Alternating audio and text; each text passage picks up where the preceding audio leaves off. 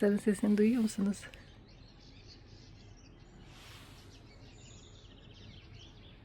Ay, sohbet ediyorlar sabah sabah. Çok tatlılar. Bugün Hıdrellez. Dileklerimizi çizdik. Ataya Hıdrellez'i anlattım. Dileklerini çiz dedim. Buraya trambolin çizmiş.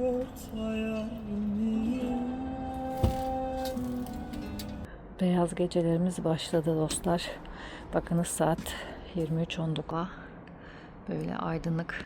Her gün çocuklarla oturup bir konu hakkında, bir tema hakkında konuşuyoruz. Onunla ilgili bir hazırlık yapmam lazım sınavda. Bugün o büyük gün geldi. Günaydınlar hepinize. Fak provamın yani sınavımın son günü. Dananın kuyruğu kopuyor. Görüşürüz.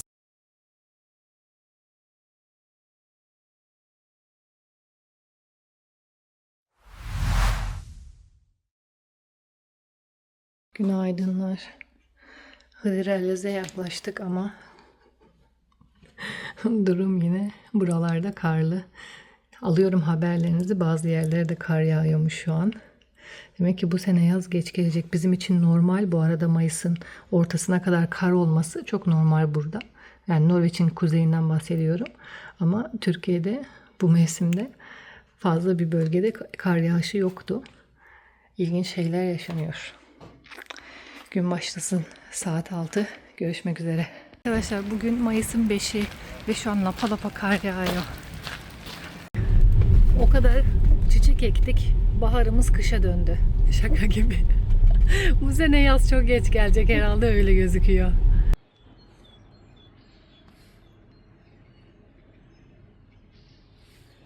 Kuşların sesini duyuyor musunuz?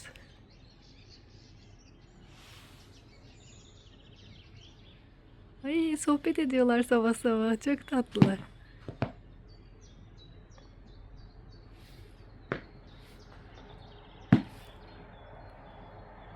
Dükkanı açmaya geldim. Hadi gün başlasın. Burası çocuklarla ortak sabahları toplandığımız yer. Şuranın konsepti her ay değişiyor. Buraya da ara ara değişik konseptler yapıyoruz. Çocuklar gelmeye başlar birazdan. Şimdi de güneş açtı. Gün içerisinde ne olacağı hiç belli olmuyor. Bugün Hıdrellez. Dileklerimizi çizdik. Ataya Hıdrellez'i anlattım. Dileklerini çiz dedim. Buraya trambolin çizmiş. Şimdi ata bir kron lazım. Onu getirme. Demir para lazım. Kırmızı bir şeye bir kron saracağız. Evimize bereket gelsin diye toprağa gömeceğiz onu da. Benim liste kabarık biraz, hepsini göstermeyeceğim şimdi. Bayağı bir doldurdum kağıdı. Sizin olur. Sizin Hıdrellez dileklerinizde neler var? Benimkine sabit zaten her sene. Sağlık başta var. Bol bol gezi, o da var. Almak istediğim birkaç bir şey var, onları yazdım. Bir de içimden dilediğim bazı şeyler var, onları yazdım. Sizin dileklerinizde neler var, onları yazın. Neler yapıyorsunuz Hıdrellez'de ritüel olarak, onları da yazın, bize de fikir olsun.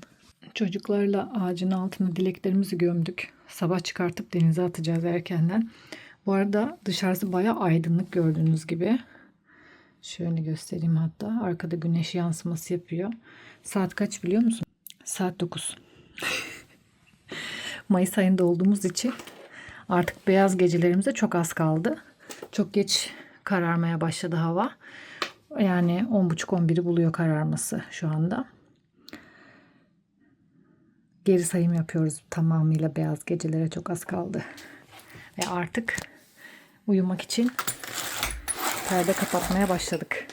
Siyah perdeyi. Ancak karanlık oluyor odanın içerisi. Bu kadarcık. İyi geceler. Aydınlar. Sabah kalktık. Şimdi evet, dileğimizi kazıyıp çıkartacağız. Kimileri denize atın diyor. Kimileri saklayın bir sene. Bakın oldu mu olmadı mı diyor. Her sene denize atıyordum. Bu sene de saklayacağım, bakalım ne olacak. İnşallah hepimizin dilekleri kabul olsun. Arkadaşlar ben yine bıraktığınız yerdeyim ve ders çalışıyorum. Şu an kendimi hazırlamak için gelecek sınava kafamdan bir plan çıkartıyorum. Bu konuyu kendim seçtim. Aktiviteleri de kendim seçtim ama sınavda gelecek tema bambaşka bir tema olabilir. Ben bunu sınav günü öğreneceğim. İşte pazartesi günü sınavın başladığı gün, o gün İki sensör gelecek. Bana diyecek ki konun bu. 5,5 saatim var. Bu planı hazırla.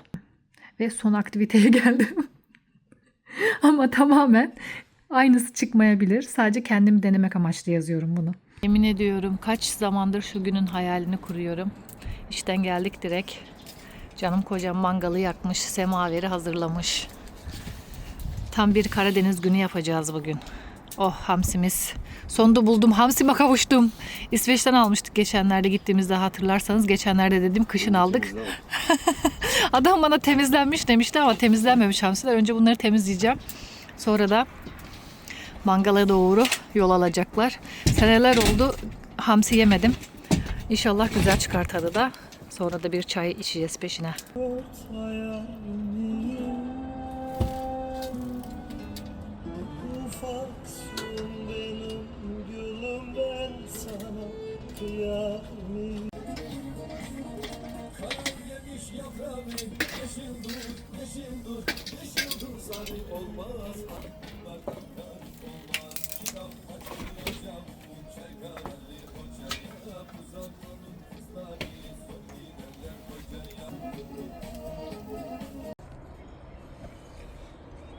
Güzel de demlerim çayı. Nar gibi. Demleyeceksin tabii. Trabzonlusun. Tamam biz yedik içtik akşam oldu. Saat 7.30 şu anda. Güneş tepeye çıktı tekrardan. Rüzgar kesildi. Tam oturulacak hava var şu anda ama toplayacağız artık geç oldu. İçeri gireceğim.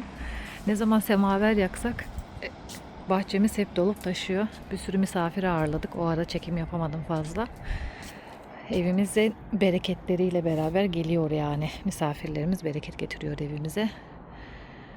Güzel oldu ya böyle hem sohbet muhabbet hem de bayağıdır semaver yakmamıştık, iyi oldu. Böyle hava güneşli olduğu zaman çok az güneş gördüğümüz için işi gücü bırakıp keyif yapmaya başlıyoruz. Çünkü gerçekten dışarıda oturacağımız zaman çok kısıtlı. Şu balkonun tadını çıkartacağımız kısım zaman dilimi. O yüzden hemen böyle mangalı yakıyoruz. Semaverimizi yakıyoruz. Ya da oturacaksak oturuyoruz. Yani Norveç'te çoğu insan öyle yapıyor. Güneşi gördü mü dışarı atıyor kendini. Balkona atıyor. Çünkü gerçekten çok kısıtlı zamanda görüyoruz. Beyaz gecelerimiz başladı dostlar. Bakınız saat 23.19. Hava böyle aydınlık. Gitgide daha da aydınlık olacak.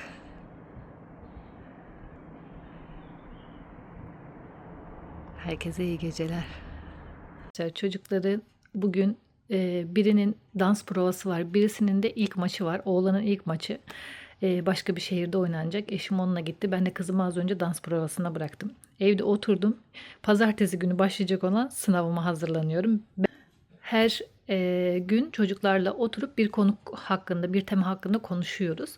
Onunla ilgili bir hazırlık yapmam lazım sınavda. Norveç'teki çocuklar arasında en çok bilinen Bukkene Bruse diye bir masal var.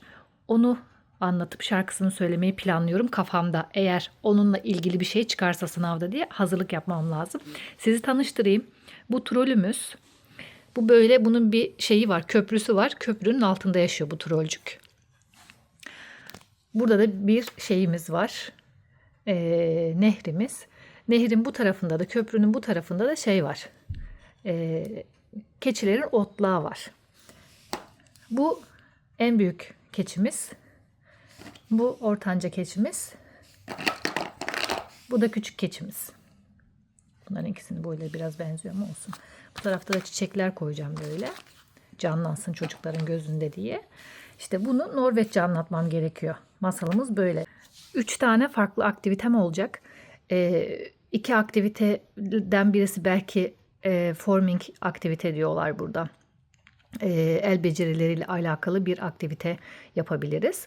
Bir tanesi içeride ya da dışarıda bir aktivite olacak. Yine bana verilecekleri temaya göre olması gerekiyor. Yapacağım, hazırlayacağım aktivitelerin. Bir gün boyunca 5,5 saat boyunca oturup ne yapacağımı planlayacağım. Nasıl yapacağımı planlayacağım. Niçin bu planları seçtiğimi söyleyeceğim, açıklayacağım. Ve neye dayanarak bu açıklamayı yaptığımı açıklayacağım sensörlere. Ve onaylatacağım önce. Sonrasında da uygulama günüm var ertesi gün. İşte o planımı uygulayacağız. Çok heyecanlıyım. İnşallah yakın zamanda bu sınavımı da verip belgemi de, meslek belgemi de alırım. Artık okul öncesi öğretmenliğim de onaylanmış olur. Buradan bir belge almış olurum yani Norveç'te. Verdiğim emeklerin karşılığı olarak. Sizlere de güzel bilgiler vermek ilerisinde bu konularla ilgili. Ve bu güzel haberi paylaşmak isterim. Bana şans dileyin. Çalışmaya biraz mola verdim. Bizimkiler çünkü arada çok acıkmışlar, geliyorlarmış. O yüzden yemeğin başına geçeyim dedim. Bugün Hint usulü bir yemeğimiz var, tikka masala. Böyle onun hazır karışımı. Norveçliler böyle dünya mutfaklarını çok sevdikleri için Hindistan ve Asya mutfağından da çok ürün var. Böyle karışımlar bulabiliyorsunuz. Şimdi ben bunu aslında kokos milk diyor. Yani Hindistan cevizi sütüyle karışması gerekiyor ama bizim evde yok. Ben normal süt tozu ve suyla karıştıracağım yaparken bunu. Size yaparken çekmek istedim. Her zaman böyle bizim Türk yemeklerinden yapmıyoruz. Arada değişik yemekler de yapıyoruz. Norveç mutfağından da şeyler var. İlerleyen zamanlarda size bol bol çekmek istiyorum yemek videoları. Burada biberler soteleniyor. Şimdi sosu yapacağım. 600 milim su, 200 milim de şey koyduk, krema. Bunu da karıştırıp kaynatacağız. Bunları da soteliyorum bir yandan. Şimdi tavukları da ekledim. Bunları soteleyeceğim. Bu 10 dakika pişecekmiş. Sosu etle buluşturduk. O arada pilav yapıyoruz. Yemekten bir parça kendime ayırdım. Şeylerde, tarif önerilerinde ananas ekleyin diyordu. Çocuklar belki sevmez diye kendiminkini ananaslı yapacağım denemek için. Bunu pilavla servis edin yazmışlar arkasına. O yüzden pilav yapmıştım hemen yanına.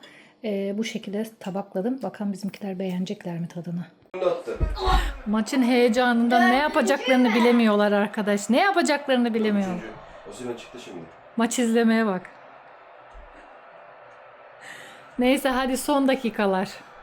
Neyse. Son dakika attılar da bizi boşu boşuna stres yaptırdılar burada ya. Şimdi dördüncü golü atırsak Saçlarım beyazladı stresten yemin Efe ederim. yıkacağız baba. Efe yıkacağız. Hadi Ata ne yapıyoruz? Şampiyonluk golü. At hadi. Takla. Sıfır. Bak şimdi. Bravo be. Sıfır. Orada kal. Uçuyorum baba. Şampiyonuz Ata bu senede. Lay Lay lay lay lay lay. Uçuyorum. Aslan cimbom. Kırmızı. Sarı. Onlar da öyle koşuyor. Onlar da öyle koşuyor. Uçuyorum. Yeah. Sonunda şampiyon olduk ya. Neyse Yapsaydık onlar yenseydi. Evi yıkardık. neyse evimiz yıkılmadan kurtulduk. Yapardık. Yenilseydik Ata evi yıkacaktı sinirden. Ata git söyle. Peki yenisine bir yedi yıkacaktım anne. Evi yıkacaktım böyle. Duydum az önce oğlum. Neyse kurtardım. Kurtardım evimi. Şampiyon oldular da bari. Bitti. Oh be. Şükür. Sıfır. Saat tam 10. Dışarıyı göstereceğim size. Tam akşam güneşi başladı.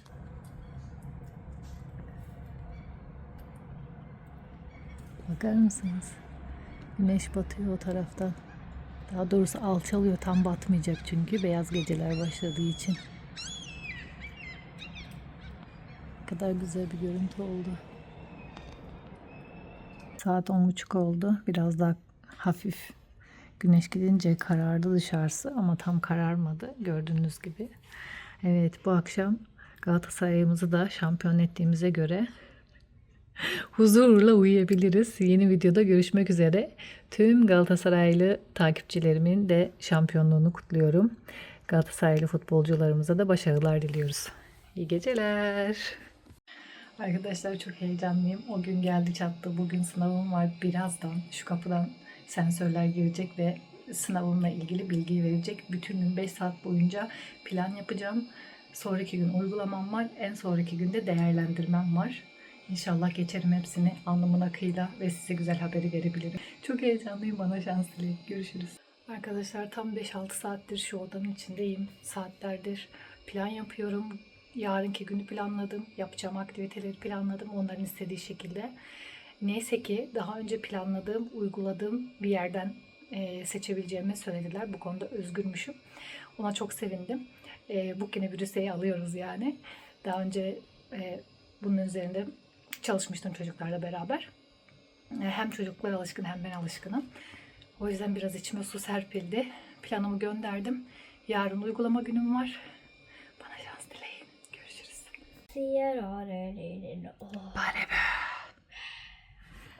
Saat 20.35.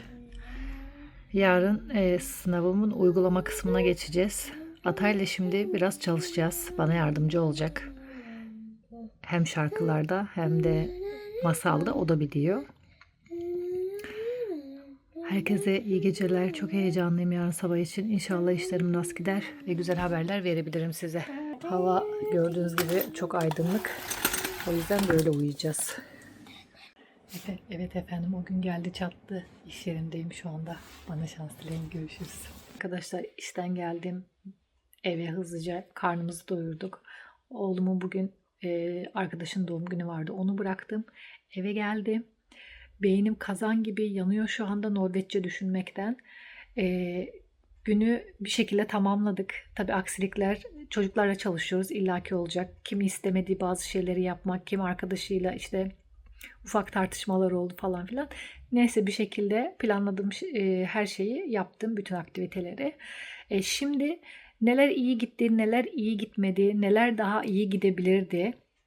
Bunun kendim düşünüp bunun bir şeyini çıkartmam lazım. Özetini ve kendi eleştirimi yapmam lazım. Öyle öz eleştirimi, yani çalışma ortamım nasıldı? Şartları çocuklar için uygun muydu? Planladığım gibi gitti mi? Süreyi doğru kullanabildim mi? Çocuklar katılımcı mıydı? Mutlu muydular? Hepsi aktif şekilde aktiviteyi paylaştı mı vesaire, bunları detaylandırmam gerekiyor. Şimdi oturdum onları yazacağım. Yarın bir de bunun mülakatı var. 2 tane sensör geldi bugün beni gözetlemeye. Onlar bana bazı sorular soracak. Ben de onları cevaplamam gerekiyor. O yüzden hazırlamam gerekiyor önden kendimi. Şimdi onlarla uğraşıyorum. Bana şans dileyin. Son gün yarın. Ondan sonra size inşallah güzel haberler vereceğim. Şimdi arkadaşlar bir çıktı hazırladım kendime. Bunun üzerinden geçeceğim. Biraz böyle konuşmama çalışmam lazım. Artık saat 8 oldu. Kaç saattir Norveççe düşünmekten ve yazmaktan beynim yanmış durumda. Resmen böyle karıncalar dolaşıyor beynimde. Öyle söyleyeyim. Şimdi biraz mola vermem lazım. Arkadaşıma attım daha önce bu tarz bir sınava girmiş olan bir arkadaşıma. Sence nasıl olmuş benim öz eleştirim? İşte günü biraz böyle değerlendirdim falan. Yapabilmiş miyim falan diye.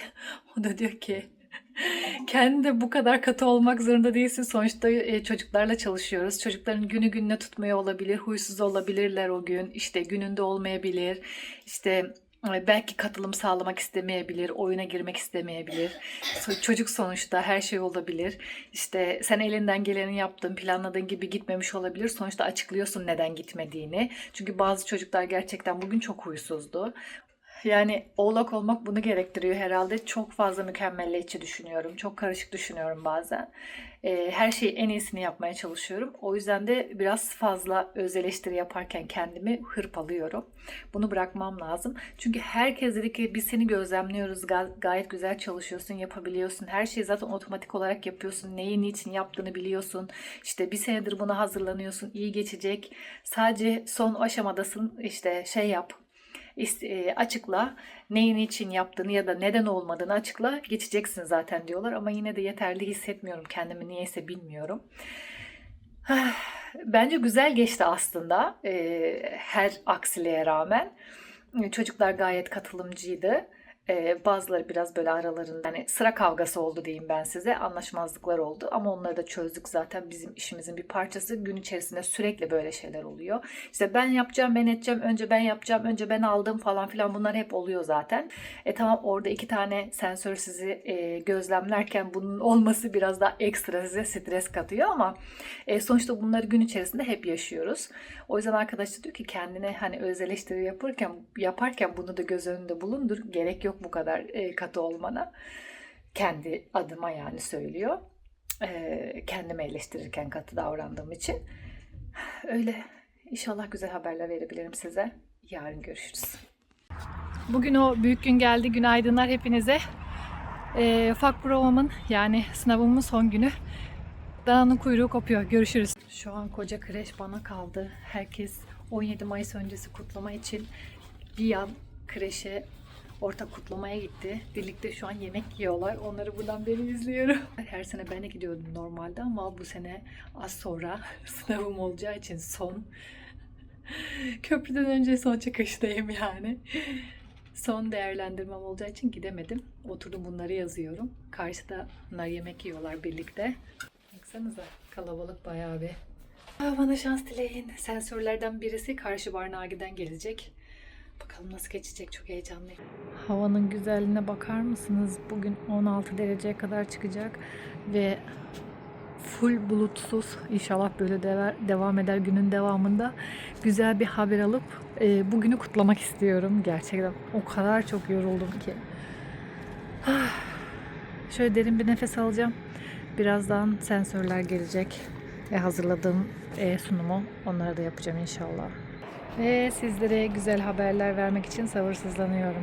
Güzel haberi size bu güneşli günden balkonumdan vermek istedim. Kendime bir keyif kahvesi koydum. Bu güzel haberin üstüne içebiliriz bence. Sınavımı geçtim, başarıyla tamamladım ve artık meslek belgemi aldım. Norveç'te geçerli bir meslek belgesi olan bir eğitmenim. Okul öncesi öğretmenliği gibi de diyebiliriz buna. Şu an var ya, kendimi kuş gibi hissediyorum. Gerçekten üstümden çok büyük bir yük kalktı. Bu seneki hedeflerimin çoğuna ulaştım.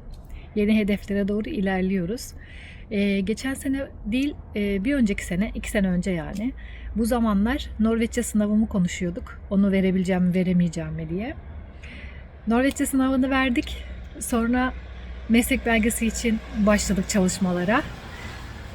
Sene içerisinde hep onunla ilgili konuştum sizlerle ve o hedefin de sonuna geldik. Önemli olan kendinize başarabileceğiniz minik minik hedefler koyup o hedeflere doğru gidebilmeniz ve çok çalışmanız. Gerçekten çok yorucu ve çok yıpratıcı bir süreçti. Çok stresli bir süreçti. Bu süreçte bir de hastalıklarımla da uğraştım. Ama sonucu çok güzel oldu. Meyvelerini güzel güzel topluyoruz. Çok şükür Allah'ıma. Bu yolculuğa başladığımda, paylaşmaya başladığımda daha doğrusu birçok kişiden şöyle geri bildirimler aldım. Bu yaştan sonra okuyup da ne yapacaksın? İşte bu iş bulmuşsun, işte çalış. Çok bir şey fark etmeyecek. Niye uğraşıyorsun bu kadar falan diye. Ben kendimi geliştirmek için uğraşıyorum. Bu bir iş. İkincisi, yaptığım işi layıkıyla ve doğru şekilde çocuklara çalıştığım için, doğru şekilde yapmak istediğimden, öğrenmek istediğim için bu işe giriştim. Bir de buradan bir meslek belgem olsun, bir de maaşım karşılığında artsın istedim. Kendi koyduğum hedeflere ulaştım.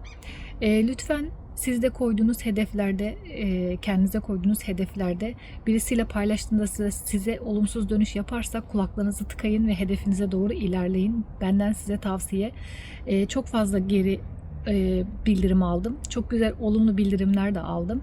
Çok güzel destek veren, motivasyon veren yorumlar da aldım sizlerden. Onları dinlemeyi tercih ettim. Olumsuz yorumlar yerine. Siz de öyle yapın. İsteyince başaramayacağımız şey yok. Bunu görmüş olduk hep birlikte. Adım adım bu göçmen hayatımı ilmek ilmek bir şekilde örüyorum. Daha iyi hale getirebilmek için. Sıradaki hedefler yükleniyor diyelim. Artık keyifli bir kahve içebilirim. Bu kahveyi hep birlikte içiyorum sizin